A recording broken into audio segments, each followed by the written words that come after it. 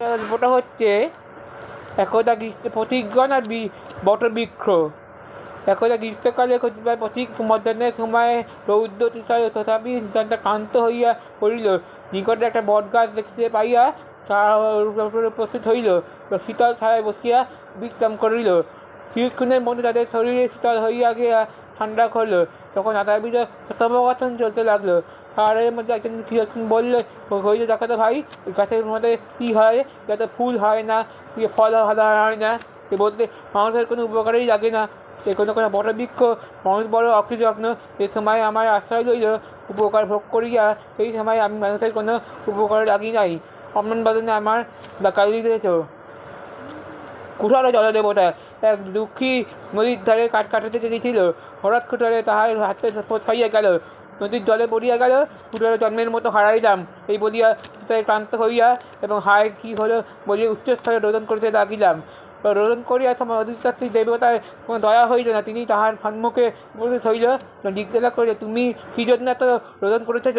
কি সে সমুদ্র নিবারণ করিয়া জলদেবতা তৎক্ষণাৎ মগ্ন হইলেন এবং স্বর্ণময় কুঠার হাত থেকে নিক্ষেপ হইয়া আসিল। ইহা এ কি তোমার কুঠার? হ্যাঁ মহাশয়, আমি যদি আপনার কুঠার নয়।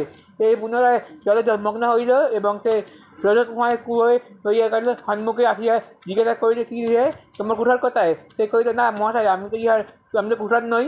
কিন্তু পুনরায় জলে মগ্ন হইল এবং তাহার লোহাময় কুঠারে হস্ত লইয়া সন্তুষ্ট হইল। এই বলে তাদের গুণের প্রশংসা করিতে লাগল এবং স্বর্ণময় এবং রত্নময় কুয়ায় দিয়া কান্তরিত হইল। দুঃখী ব্যক্তি অবাক হইয়া জিজ্ঞাসা করিল, স্থানে কে রহিয়াছে? অনন্তরে গৃহে প্রবেশ কেন করেছ? এই বিষয়ে সর্বদা জিজ্ঞাসা করিল। সকলে বিস্ময় হইল। অদ্ভুত বৃত্তান্ত শুনিয়া ব্যক্তিকে অতিশয় লোভ জন্মাইল এবং পরদিন প্রভাতকালে কুঠার হাতে লইয়া নদীর দিকে ধাবমান হইল। তাহাকে জিজ্ঞাসা করিল, এটা কি তোমার কুঠার? হ্যাঁ, আপনার কুঠার নয় এই বলিয়া, হ্যাঁ মহাশয়, আমার কুঠার। আমি অতি দুঃখী, আর আমার কুঠারেই পাইব সে আশা ছিল যে কেমন অনুরোধে আমরা আপনার জন্মের মতো আমি কুঠারটা কিনেছিলাম। প্রথমত তাহার যে কুঠারের ব্যবহার করতে লাগবেন, তারপর নীল নিষ্ঠ ও ধর্মপরায়ণ, এই জন্য তাহার উপরে অতিশয় গাছের গোড়ায় 3টি কোপ মারল এবং যেন হাতে খাইয়া গেল। এরূপ ভান করিয়া কুঠারের জলে দিল। হায় বলিয়া উচ্চস্তরে রোদন করিতে লাগিল। জলদেবতা তাহার সম্মুখে উপস্থিত হইল। রোদনের কারণ জিজ্ঞাসা করিল। সমস্ত কারণ অতিশয় শোকে এবং দুঃখ প্রকাশ করিল। জলদেবতা পূর্ব জন্মের মতো কুঠারের কথা ভুলিয়া গেল। জিজ্ঞেস করল, কেমন করে তুমি কুঠার পেয়েছ? স্বর্ণময় লোভী এবং এই স্বর্ণময় আমাকে কুঠার দিল। তাকে এইরূপ মিথ্যাবাদ দেখিয়া জলদেবতার কাছে অতি সন্তুষ্ট হইল এবং বলে, তুমি আমার অত অভদ্র মিথ্যাবাদী, তুমি আমার কুঠারের পাত্র নহে। তুমি ভর্ৎসনা করিয়া স্বর্ণময় জলে ফেলিয়ে দাও। এই বলে সে অন্তরিত হইল। যে হতভাগা সে গালি দিতে ভাবিল, অভ্যন্তরে আমার তাহার ফল পাইলাম। এই বলিয়া বিস্ময়ে চলে গেল। যে সরল, তাকে দেবতারা ভালোবাসে। বিশ্ব ও মস্তক। এক মস্তক বিষের মস্তকের ওপর বসিয়া অবশেষে তাহার সিংহের ওপরে বসিলে মনে ভাবিল যে বিশ্ব তাহারা ভরে গেছে, আমার ভার অসহ্য হইয়া থাকে। এই বলে আমার কেস হইয়াছে, আমি তোমাকে কেস দিতে চাই। ইয়া শুনিয়া বলে, তুমি যা বর চাও তুমি আমার পক্ষে সমান। এই তুমি তোমার সিংহ বসিয়েছে, এ পর্যন্ত আমার অনুভব হয় নাই। মন যত ক্ষুণ্ণ, আমদানি তত অধিক হয়। ইঁদুরের পরামর্শ। ইঁদুর বলিল, বিড়ালের উপদ্রব নিতান্ত বিভ্রান্ত হইয়া গেল। একত্র হইয়া বুঝিতে পরিত্রাণ হয় এই বলিয়া সে বলিল, যাহারা মনে উপস্থিত হইল সে তাহারা বলিল, কিন্তু হায়, কোনো প্রস্তাবেই হইল না। পরিবেশের একটা বুদ্ধিমান ইঁদুর কহিল, বিড়ালের গলায় একটা ঘণ্টা বাঁধিয়া দেওয়া হোক। ঘণ্টা শব্দ হইবে, আমি বুঝতে পারিব বিড়াল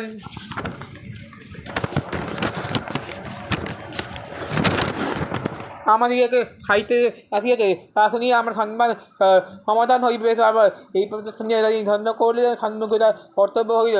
সে বলিল, আজকে আমি চুপ করিয়া বসে আছো, তুমি সেইরূপ করতে পারে আমার চিত্ত হতে পারে। কে তোমাকে ইয়ের ঘণ্টা বাজাতে বলল? ইয়া শুনিয়া পরস্পরকে মুখ তেড়াচাই করলো এবং স্তব্ধ হয়ে বসিল। কোনো বিচারের সময় ইয়েকে নির্বাহ করা উচিত কঠিন হয়। সাহসী এবং শিশু সন্তান। একদা সারথি ছিল সন্তানগুলো কি লইয়া কোনো ক্ষেত্রে বাস করিত, ওই ক্ষেত্রে সকল বাকিয়া গেল।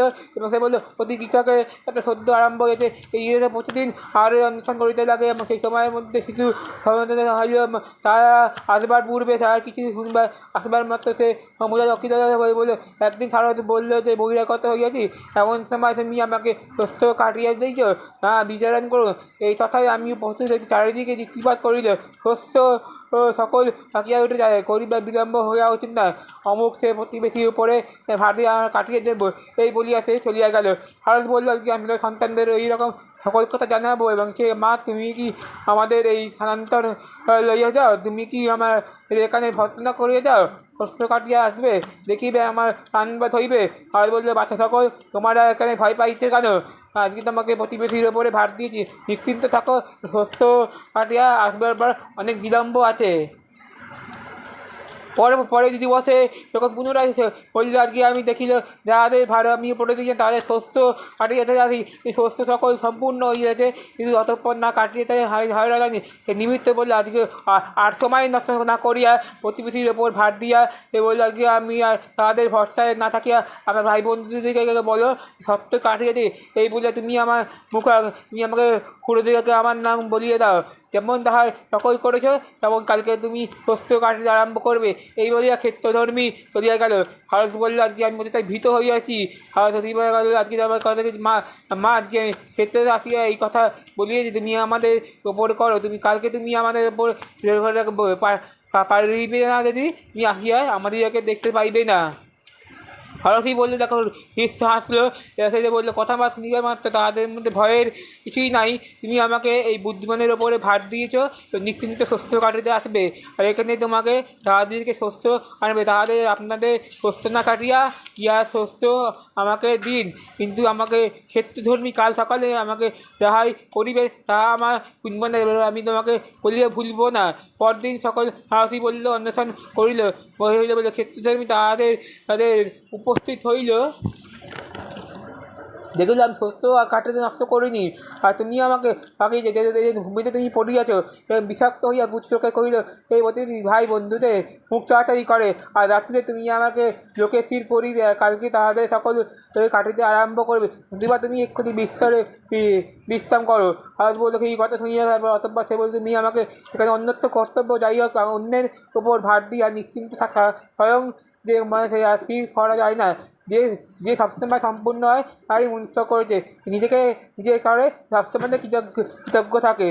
প্রতীক কুঠায় ও দুই প্রতীকের মধ্যে দিয়ে চলে ছিল, তাদের মধ্যে সম্মুখে একখানা কুঠার দেখিয়া বললো, আজকে আমি তোমাকে বললো, আপনার সাথে বললো, হ্যাঁ ভাইয়ে তুমি কেমন সুন্দর কুঠার, যে তুমি আমার ভাই তুমি কেমন করে কথা কও, যে আমি তোমাকে পাইলাম বলেছে, আমার উভয় বাইরে বল পেলাম, তাহলে তুমি আমাকে চাহা পাওয়া গেল, উভয়ের মধ্যে ভয় পেয়ে নেই, তুমি আমাকে না দিয়া তুমি আমি হাসলে কেন, না তুমি আমার জ্ঞান পাইলে না, নাকি তুমি আমাকে কুঠার আমি দাঁড়িয়েছি, তুমি কি আমাকে ইয়ার অংশ নেবে কেন?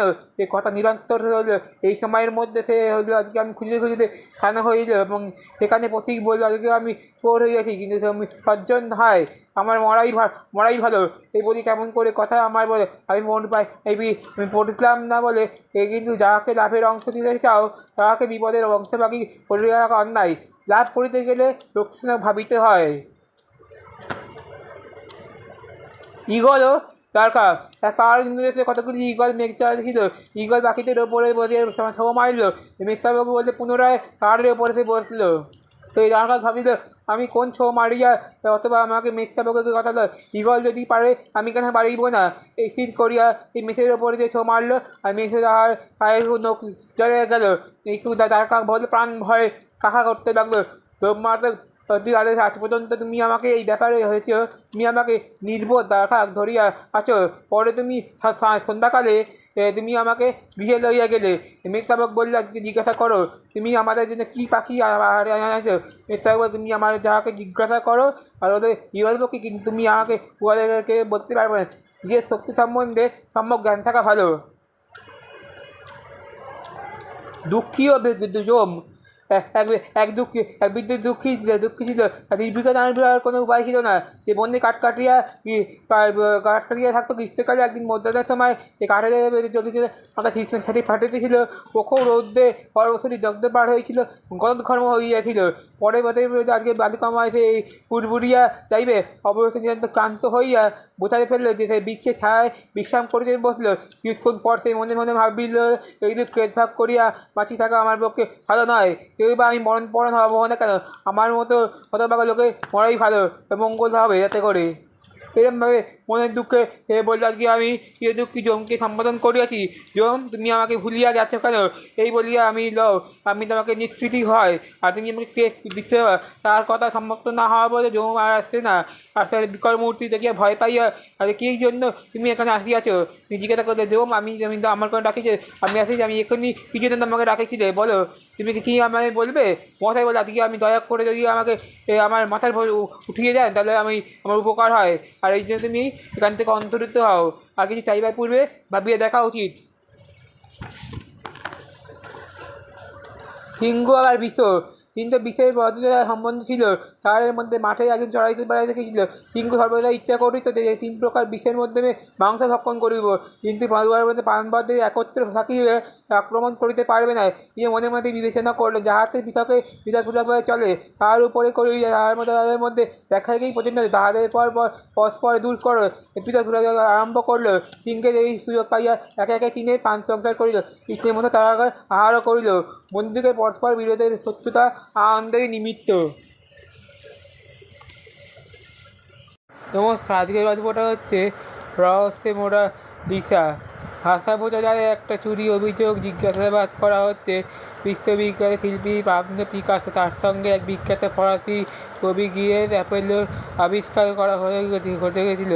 এর চেয়ে কোনটা সত্যি স্থান কাল পেয়ে সেসব ছবি বহু বছর প্রায় একটা গ্লোবের আইনের জায়গায় এসে দাঁড়িয়ে গিয়েছে। সে লিওনার্দো দা ভিঞ্চি সে অভিযোগ থেকে পেতে শুরু করে পিকাসো, তাদের মধ্যে খুব অবিশ্বাস ও কঠোর পোড়াতে হয়নি, কিন্তু তাদের মধ্যে সেই সময়ের খবর 1911 সালে সারা পৃথিবীতে একটা ফেলে দেয় যে প্রকৃত ভাস্কর ধরা হয়ে যায়, যা হতে পারে প্রায় বছর 2 সময় লাগে। কিন্তু এই মোনালিসা আর আজকে সেই রোমহর্ষক কাহিনী, সেই গল্পে আমরা ফিরে আসবো, সেইভাবেই দেখবো এই চুরি ঘটনা অবস্থায় মেলে দীর্ঘ রোমহর্ষক। যতদূর জানা যায় তা হলো লিওনার্দো দা ভিঞ্চি 1503 সাল থেকে 1517 সাল এই রকমই সময় পর্বের মধ্যে অল্প 500 বছরের বেশি পুরনো।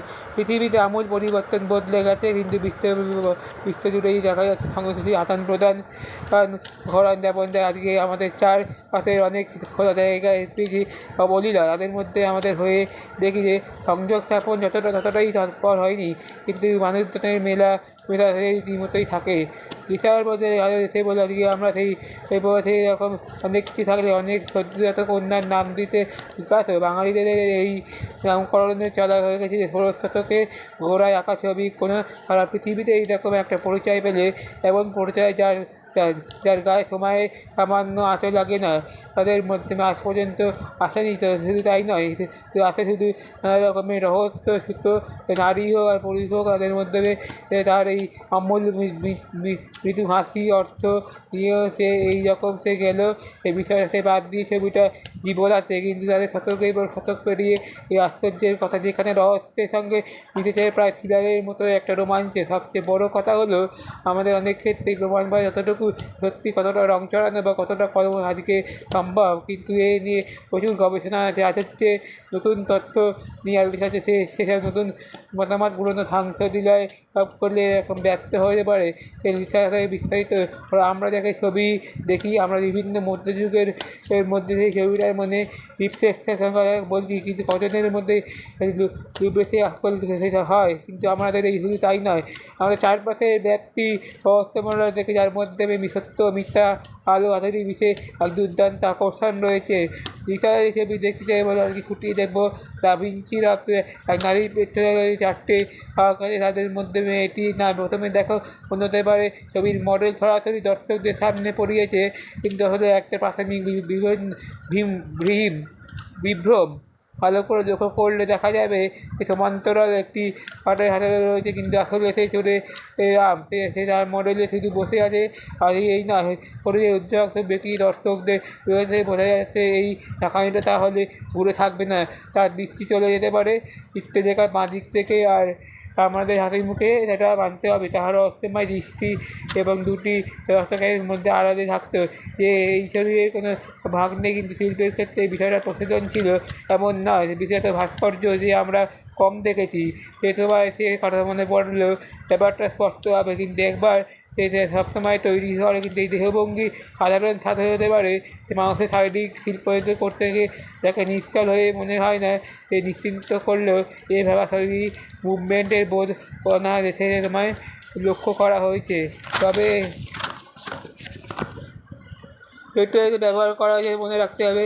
বিদেশে সেতুকে অঙ্কন দেখতে হবে, এই বারবার করেছে। এখান থেকে আমরা দেখছি বাদামি চুল, নারী কথায় মাথায় টাক এবং ধুয়াতে কাপড়ে আচ্ছাদন পরনে সিল্কের গাউনি বা কাঁধের কাছে যেহেতু হালকা কোনো সাজ পোশাকের মধ্যে সামাজিক অভ্যত, তাদের মধ্যে সামাজিক নয়, কিন্তু এই নারীর মূর্তি আমরা দেখতে পাই অভিজাত ব্যক্তি দেহভঙ্গি, তাদের কোণে হাসি সামান্য ধরে দর্শকদের মধ্যে থাকা এই সব কিছুর মধ্যেই একটা আত্মবিশ্বাসের বোধ হয়, তাকে এক ধরনের উচ্চতা, এক কথায় যাকে বলা যেতে পারে সুপারি। এর ফলই হলো বিদেশি ধারণা। আমরা দৈনন্দিন জীবনে সাধারণত পাঁচ মিস্ত্রি জীবন জানি যাদের আলাদা, কিন্তু ধারাধারার বাইরের মানুষ আলাদা। নারীর সৌন্দর্য তাদের সঙ্গে ব্যক্তি সাবলীলতা তার ক্ষমতা এই সময় প্রতিষ্ঠিত করে। কিন্তু আমরা যে জানি এই সৌন্দর্যের এই হলো সঙ্গে পুরোপুরি সমাজের তৈরি, সেখানে পুরো দামে পুরুষতান্ত্রিক নিয়ম সে নারীকে একেবারে অন্য জগতের বাসিন্দা বলে গেছে, এরকম কিছুই পুরোপুরি জানতে পারা যায়নি। কেউ বা পরে জানতে পারে যেমন নারীর চারপাশে শতশত সেই ঘনীভূত তাদের মাধ্যমে সেই আকর্ষণ সেই বড় সেই নিয়ে চর্চা হয়নি। এখন এই ধরনের অবস্থা আছে, কিন্তু মনে হচ্ছে আজকে প্রকৃতির দৃষ্টি সেখানে পাহাড় পর্বত বীজ সবই রয়েছে। কিন্তু এখন প্রশ্ন হচ্ছে যে এখান থেকে কি আদর্শগত নয়, তা কি কল্পনা চরিত? এই নিয়ে কি বহু গবেষণা নানা রকমের মতামত রয়েছে।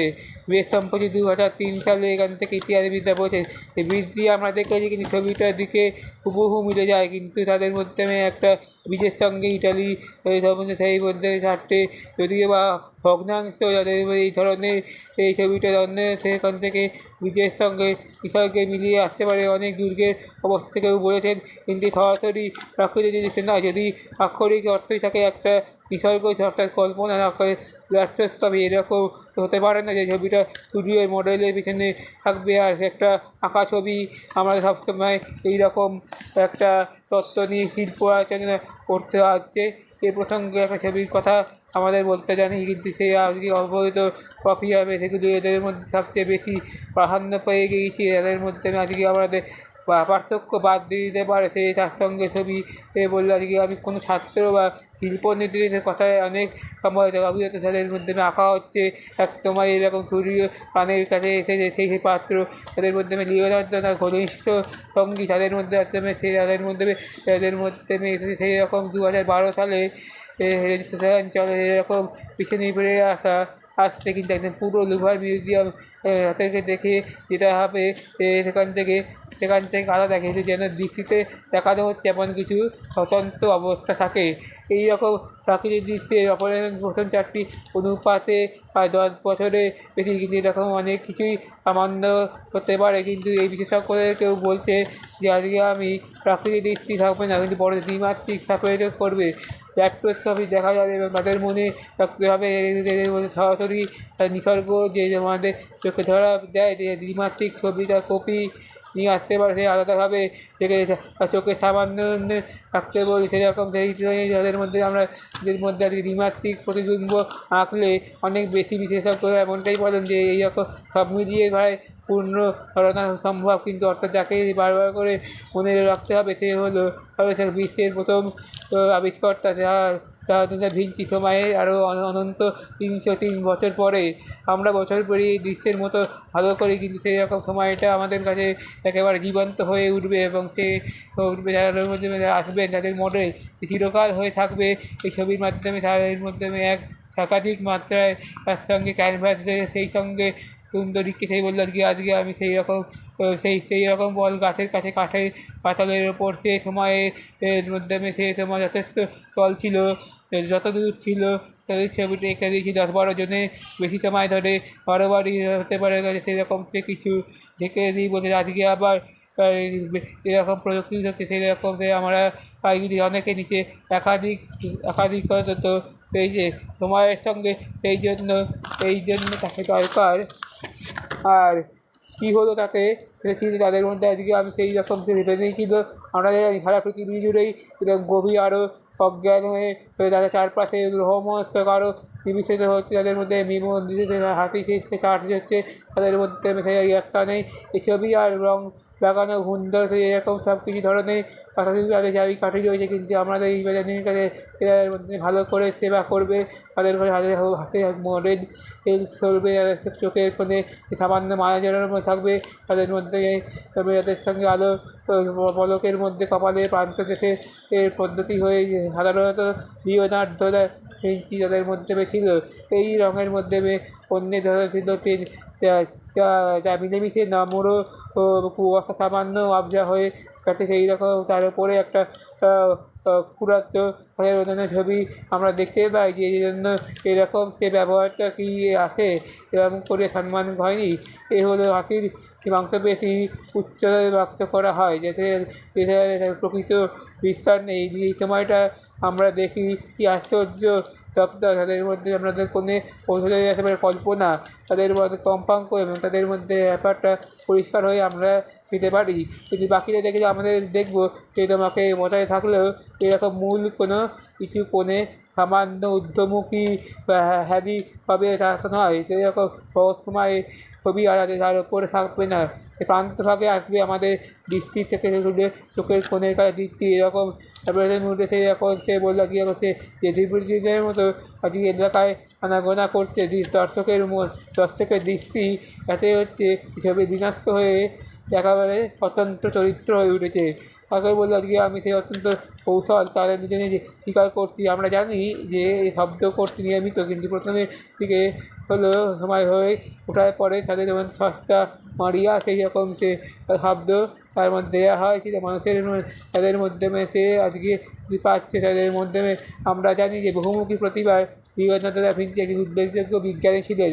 তার নোটবুকে এরকম বিভিন্ন নোটবুক মিলিয়ে মোট 7,000 তার মাথার বইতে হবে এরকম শেষ করেছে। এখন আজকে যখন ফাইল মেকিংয়ের মধ্যে অনায়াসে আজকে উত্তর পূর্ব সুরিয়া পাখিদের মধ্যে দীর্ঘ প্রতীক্ষায় তাকে এই জন্য গড়াইছিল, তাদের জন্য আমরা একাধিক ন্যাশনাল দেখেছি, কিন্তু সে সময় আর কলা আর বিজ্ঞান আলাদা দেখানো চলছে না, তাদের ফলে আর বৈজ্ঞানিক চর্চা ও অজ্ঞান হইয়া তার সঙ্গে শিল্পকলা তাদের মধ্যে হার ঘটানো, তাদের মধ্যে আজকে আমি সময় মুখে দিকে তাকাবে সে দৃষ্টি হবে না, এটা তাদের খেয়াল করবে না, তাদের ভালো সম্পর্ক গভীর জ্ঞান তাদের চর্চা হয়, যে তার দিকে নোটবুক তাকে আলোয় যাবে যুক্তিযুক্ত পরিমিত তাদের মধ্যে রাস্তা থাকবে, যাদের মধ্যে আজকে আমি এই অভিহিত থাকবে তাদের আসলে থেকে নামে এই অর্থাৎ মিনিমাম প্রকৃতপক্ষ অভ্রান্ত হতে পারে, তাদের এক ধরনের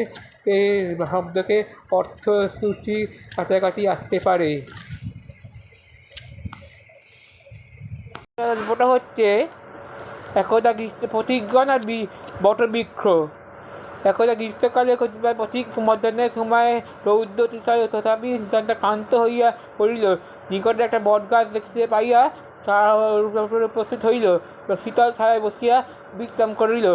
কিছুক্ষণের মধ্যে তাদের শরীরে শীতল হইয়া গিয়া ঠান্ডা করলো, তখন আদাবির কথোপকথন চলতে লাগলো। সারের মধ্যে একজন কীর্তন বললো, হইলে দেখো তো ভাই, গাছের মধ্যে কী হয়, যাতে ফুল হয় না, ফল ভালো হয় না, এ বলতে মানুষের কোনো উপকারেই লাগে না, সে কোনো বটবৃক্ষ মানুষ বড় অকৃতজ্ঞ, এই সময় আমার আশ্রয় লইল উপকার ভোগ করিয়া, এই সময় আমি মানুষের কোনো উপকারে লাগি নাই, অম্লান বাদনে আমার কালি দিয়েছ। কুঠারে জলদেবতা এক দুঃখী নদীর ধারে কাঠ কাটাতে গিয়েছিল, হঠাৎ কুঠারে তাহার হাতে খাইয়া গেল, নদীর জলে পড়িয়া গেল, কুঠারে জন্মের মতো হারাইলাম এই বলিয়া তাই ক্লান্ত হইয়া এবং হায় কী হলো বলিয়া উচ্চস্তরে রোদন করিতে লাগিলাম। রোদন করিয়া সময় অধিষ্ঠাত্রী দেবতায় কোনো দয়া হইল না। তিনি তাহার সম্মুখে উপস্থিত হইল, জিজ্ঞাসা করিল, তুমি কি জন্য এত রোদন করিতেছ? কি সে সমুদ্র নিবারণ করিয়া জলদেবতা তৎক্ষণাৎ মগ্ন হইলেন এবং স্বর্ণময় কুঠার হাত থেকে নিক্ষেপ হইয়া আসিল। এ কি তোমার কুঠার? হ্যাঁ মহাশয়, আমি যদি আপনার কুঠার নয়। এই পুনরায় জলে মগ্ন হইল এবং সে রজতময় কুয়োয় হইয়া গেল। সম্মুখে আসিয়া জিজ্ঞাসা করিল, কি রে, তোমার কুঠার কোথায়? সে কহিল, না মহাশয়, আমি তো কুঠার নই। কিন্তু পুনরায় জলে মগ্ন হইল এবং তাহার লোহাময় কুঠারে হস্ত লইয়া সন্তুষ্ট হইল। এই বলে তাদের গুণের প্রশংসা করিতে লাগলো এবং স্বর্ণময় এবং রত্নময় কুয়ায় দিয়া কান্তরিত হইল। দুঃখী ব্যক্তি অবাক হইয়া জিজ্ঞাসা করিল, স্থানে কে রহিয়াছে? অনন্তরে গৃহে প্রবেশ কেন করেছ? এই বিষয়ে সর্বদয় জিজ্ঞাসা করিল। সকলে বিস্ময় হইল। ওই অদ্ভুত বৃত্তান্ত শুনিয়া ব্যক্তিকে অতিশয় লোভ জন্মাইল এবং প্রভাতকালে কুঠার হাতে লইয়া নদীর দিকে ধাবমান হইল। তাহাকে জিজ্ঞাসা করিল, এটা কি তোমার কুঠার? হ্যাঁ, আপনার কুঠার নয় এই বলিয়া, মহাশয় আমার কুঠার, আমি অতি দুঃখী।